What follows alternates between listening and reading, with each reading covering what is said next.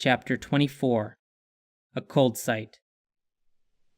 No one had seemed comfortable with the idea of relocating the camp to the unexplored island, but Cam, Daniel, and Tim had agreed that staying in the meadow was the worst option.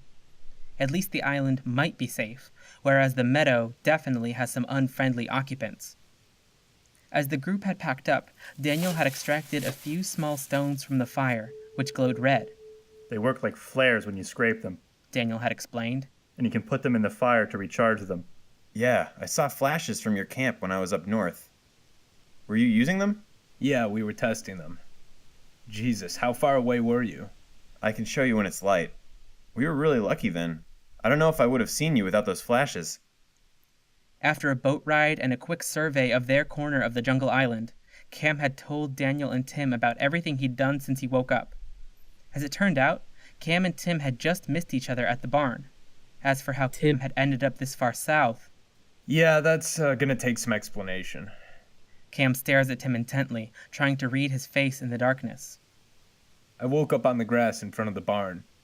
As soon as Wait, do you remember what you were doing before you woke up? No. Okay, keep going. As soon as I woke up, I smelled something horrible. There were a bunch of cow corpses nearby. When I got close, they blew up and these organ piles climbed out. The thing's covered in ooze. Yeah, they chased me into the barn. I found a pitchfork and thought about fighting them, but no. I locked the fucking door. Was there a horse in that barn? Kind of. I walked into a kind of antechamber, so I couldn't see the main room right away. An antechamber in a barn. Cam wonders silently. The antechamber had a metal trapdoor on its ceiling. In the main room there was, well, 2 horse corpses in the corner. Shit. 2 of them. But also a folding ladder that had been tipped over with a note on it. And a pouch, the drain... Oh, and an open door leading to the outside. The organ piles never found that, praise fucking Jesus. What did the note say? I'm trying to remember. The guy who wrote it went through the trapdoor, and he was telling someone else to meet him on this island. He mentioned the boat. Wait, could they be here?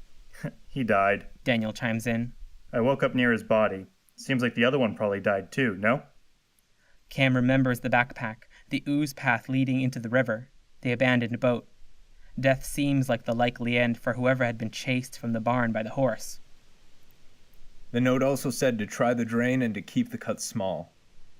And based on that, you bit off your thumb. Look, if you've had a perfectly normal day, I'm not even going to bother trying to explain this. When something you can't see fucks with your head so hard you end up on the ground fucking crawling, then we can talk. You probably felt it too. Daniel says to Cam. I did. Cam reflects on his blackout in the forest. The dimness and paralysis that preceded it. Terrifying, but also far away, Yeah, I guess. he says. Anyway, Tim continues. the drain was fed and happy and wasn't trying to eat me anymore when I woke up. I used the ladder to get to the trapdoor, climbed into a dark room, and then the whole thing flipped and I fell into Dan's tunnel. Tim waves to the south, and Cam remembers the cave entrance he saw in the mountains. He can't see it now in the night, but he knows it's miles away, I don't follow. says Cam.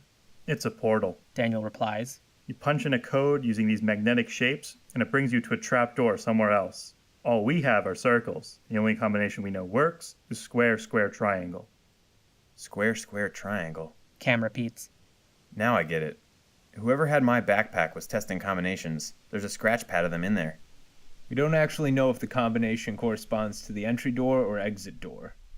The last time I was fucking with it, I only had 2 circles. We were also about to die horribly. Tim waves to Daniel, passing the story to him. Right. So I woke up in that cave and stumbled around in the dark killing giant beetles. A few minutes after Tim shows up, the fire beetle comes running at us. I held it off while Tim checked for other exits, and then eventually he came back and threw his pitchfork at the beetle. We went under it and ran to the exit. And then you almost bled out. Yep. Says Daniel. Glad I know how to make bandages. Have you guys found food? Cam asks. A can of something in Dan's backpack. Meat. Hopefully. Needless to say, we cooked it a lot. I have a couple of tentacles we can roast and eat when it's light. Here, take this too. Cam hands his second bladed tentacle to Tim. Not as good as a pitchfork, but better than nothing. Thanks. says Tim, taking the dead monster's knife. He eyes it warily. This really doesn't make me feel any better about sleeping near the water. Me neither, Says Daniel, who is now lying on the ground with his eyes closed. but I'm passing out whether I like it or not. Fuck. Okay. Tim sighs. I'll take first watch. Wake me up a little later. I'll switch with you. Listen, we should keep checking Dan's breathing. I'm fine. Plus, what are you even going to do if I start dying? Are you a doctor? No. Then if I die, I'll die. Good night. Cam flops down on a soft patch of jungle floor, not wanting to say anything else. If he had any energy left, his head would be aflame with details and theories, a multi-dimensional, multi-subject picture of who was where and when. Daniel, Tim, the ooze monsters, the horses, and those two doomed travelers with the backpacks.